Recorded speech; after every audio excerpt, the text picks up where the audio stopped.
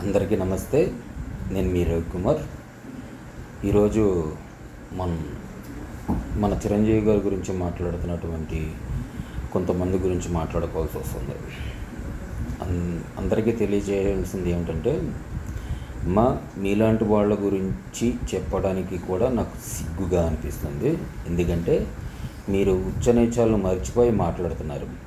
First of all Chiranjeevi గారి సభా మర్యాదలు తెలియదు అన్నట్టు మీరు మాట్లాడారు. అసలు ఫస్ట్ ఆఫ్ ఆల్ ఏంటంటే, ఆయన పద్మభూషణుడు, పద్మవిభూషణుడు, డాక్టరేటు ఇన్ని సంపాదించుకున్న వ్యక్తికి సభా మర్యాదలు తెలియదు అనుకుంటున్నారా? మీరైనా కొత్తగా నేర్పించాలనుకుంటున్నారా? ఆయన ఎన్నో మర్యాదపూర్వకమైన సభల్లో పాల్గొని చాలా మర్యాదపూర్వకంగా మాట్లాడారు.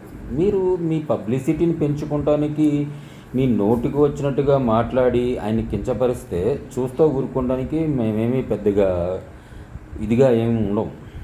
మీరు ఈ మాటలో నేను పొడిగా ఎందుకు మాట్లాడుతున్నానంటే, మీరు ఒక స్త్రీ అయిపోవటం వల్ల మేము ఇలా మాట్లాడాల్సి వస్తుంది. మొన్న ఫస్ట్ మీ వీడియోస్ చూసినప్పుడు మీరు చెప్పింది ఏంటంటే, అసలు ఎన్టీ రామారావు గారిని స్మరించుకోలేదు చిరంజీవి గారు అని చెప్పి మాట్లాడారు. అసలు మీకు నేను చెప్తున్నది ఏంటంటే, అదే వేదిక మీద బాలకృష్ణ గారు కూడా ఉన్నారు. ఆయన ఏమన్నా నాగార్జున గారు ఉన్నారు, పెద్ద వాళ్ళు అందరూ ఉన్నారు. వాళ్ళు ఎవరన్నా ఎన్టీ రామారావు గారిని స్మరించుకున్నారా? చిరంజీవి గారు ఒక్కరే రామారావు గారిని విస్మరించారా? ఏం మాట్లాడుతున్నారమ్మా మీరు? అసలు దేని గురించి మాట్లాడుతున్నారు? రేవంత్ రెడ్డి గారు వస్తే చిరంజీవి గారు లేచెళ్ళి ఆయన్ని దాన్ని ఏమంటారు, పలకరించలేదని చెప్పినట్టు మీరు మాట్లాడుతున్నారు. అసలు అది ఎప్పుడు జరిగింది?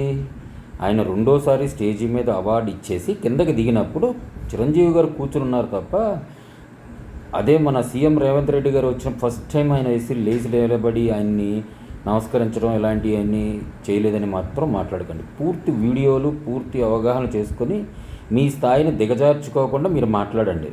మీరంటే గౌరవం లేక కాదు, మిమ్మల్ని అవగౌరవించాలని కాదు. మీరు ఫస్ట్ డే చేసిన వీడియోలో మీ టాట్యూలు కనబడేటట్టు మీరు చేసినప్పుడే మీ గురించి విమర్శలు చేయాలి. అది చేయటం మానేసి మేము మీ విజ్ఞతకు వదిలేసాం. కానీ మీరు మరీ రోజుకి రెచ్చిపోయి సీఎం రేవంత్ రెడ్డి గారు వస్తే లెగలేదు, అది చేయలేదు, ఇది చేయలేదు అని చెప్పని మీ నోటుకు వచ్చినట్టు దుర్బల స్థాయిలో ఆడద్దు. ఎందుకంటే మీ నోరు ఎంత పెద్దదో మా నోరు కూడా అంతే పెద్దది. ఎందుకంటే అందరం చాలా అన్యోన్యంగా ఉన్నాము. దీన్ని చెడగొట్టే ప్రయత్నం మీరు దయచేసి చేయకండి. జై హింద్.